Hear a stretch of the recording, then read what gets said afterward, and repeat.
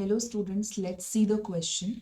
An important evidence in favor of organic evolution is the occurrence of homologous and analogous organs, homologous and vestigial organs, analogous and vestigial organs, homologous organs only. तो यहाँ पे बोला है कि एक सबूत organic evolution का क्या है। तो सबसे पहले तो लेट्स ट्राई टू अंडरस्टैंड कि ऑर्गेनिक एवोल्यूशन से हमारा क्या मीनिंग है। ऑर्गेनिक एवोल्यूशन का मीनिंग है जो डार्विन ने बताया था।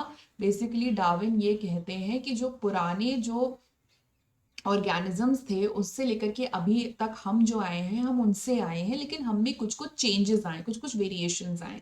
तो ये डार्विन का कहना था, यानी डार्विन बिलीव करते थे डिसेंट विद मॉडिफिकेशंस में, यानी कि हमारे भी कुछ कुछ चेंजेस आए हैं, लेकिन हम लोग आए तो सारे पुराने एंसेस्टर्स से ही हैं, वही वही हमारे पुराने एंसेस्टर्स रहे हैं। तो that is what descent with modification, यानी कि वो शेयर्ड एंसेस्ट्री की बात करते थे कि हमारे कॉमन एंसेस्टर्स रहे हैं। ठीक है, तो ये बात करते थे वो।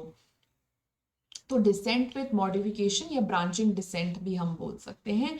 End of course natural selection तो है ही है। ठीक है, तो हमें इसमें से वो एग्जाम्पल को सिलेक्ट करना होगा जो हमको बता रहा है शेयर्ड एंसेस्ट्री या डिसेंट विथ मॉडिफिकेशन।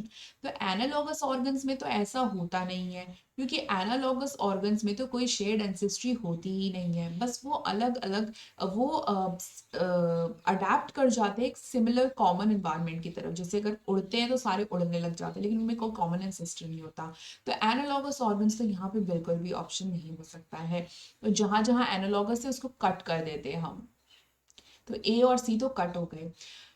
सेकेंड बात आती है वेस्टिजियल ऑर्गन्स की। तो वेस्टिजियल ऑर्गन्स से भी हमको क्या पता चल रहा है, ये भी तो एक एविडेंस ऑफ एवोल्यूशन ही है। ये इससे हमको ये पता चल रहा है कि over the course of evolution कुछ कुछ जो बॉडी पार्ट्स थे वो यूजलेस हो गए। जैसे मतलब कहने का मतलब है, जैसे कि अगर हम कंपेयर करें तो पहले भी सीकम होता था हर्बीवोरस एनिमल्स में, जिसमें सेलुलिटिक बैक्टीरिया मिलते थे। लेकिन क्योंकि अब हम पका हुआ खाना खाने लगे तो हमें ज़रूरत नहीं है सेलुलिटिक बैक्टीरिया की, जो सेलुलोज प्लांट सेल की वॉल को डिग्रेड करे। क्योंकि जब हम खाना पकाते हैं तो सेलुलोज सेल वॉल तो ऐसे ही डिग्रेड हो जाता है।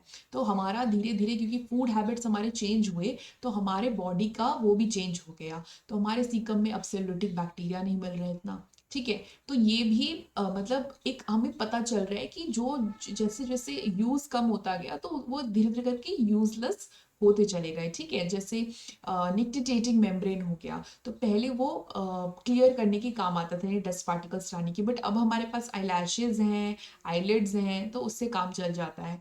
ठीक है, तो वेस्टिजियल ऑर्गन्स भी हमें एक तरह का शेयर्ड एंसेस्ट्री यानी कि डिसेंट विद मॉडिफिकेशंस के बारे में समझा रहा है। और होमोलोगस तो समझा रहा है डिसेंट विद मॉडिफिकेशंस में जैसे जैसे हमने चेंज हो रहा है। ठीक है, तो होमोलोगस और वेस्टिजियल दोनों ही यहाँ पर सही जवाब होगा। तो option B will be the right answer. D only लिखा है ना, इसलिए नहीं होगा। तो option B is the right answer. Okay, all the best.